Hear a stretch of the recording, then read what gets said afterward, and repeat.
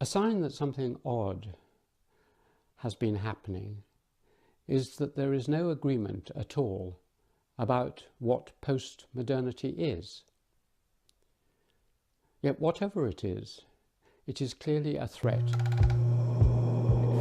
Hello? Who's there? For the purposes of this talk, I'm going to assume that you are already an intellectually curious person. This is not a place for candles, or the scent of red cedar gathered on a hill to burn, or native plum lit at night to hold the urgent dead at bay. You won't wake to hear the click of Brumby's hooves on a road that flows to where the humans are, or blink to see the mob jittering in the dawn air.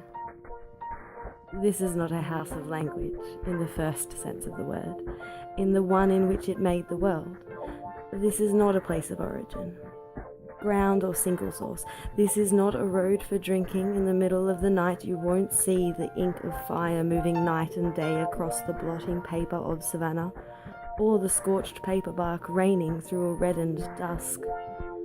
And this is not a place for gathering the raw fruits of the earth, or to learn the names for lily root, honey, paper bark, nor to hear the many uses to which an axe gets put. For that is not a life of plainness in hope of life unending, nor a way of being gentle on the earth. And the new views have been attacked vehemently by those who believed in one of the old meta-narratives. Here you meet no woman keening for the death of only sons on the lamplit urban roads, rock to skull, bearing down the dumb refusals of the mind. And this is not a place for dreaming on the memory of rocks, or to hear the rain that drops as though a sea were in the sky, or watch erosion on a scale both intimate and eons wide. From these walls I cannot read the lineage of human lives. There is an infinite regression. We now do not merely have doubts about what the answers are, but even what questions we should ask. We talked to each other endlessly during long car journeys, or while standing on the fringe at strange new schools, or while lying awake at night waiting for the sound of Rob's car. She used to tell me things I needed to know. And Rob told me once that I was talking to her even during my mother's funeral, chattering in a 2-year-old's nonsense language, while the others there ducked their heads embarrassed, and Rob put his arms around me, murmuring, "Hush." This was years ago. I haven't spoken to her since I was 13.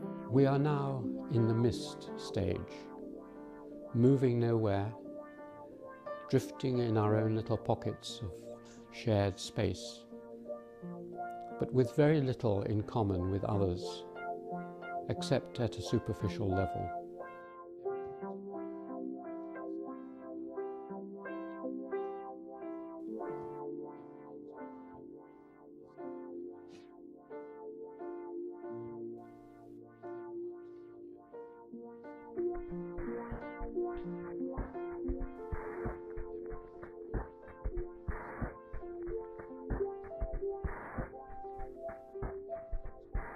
A huge effort to gain something which soon dissolves.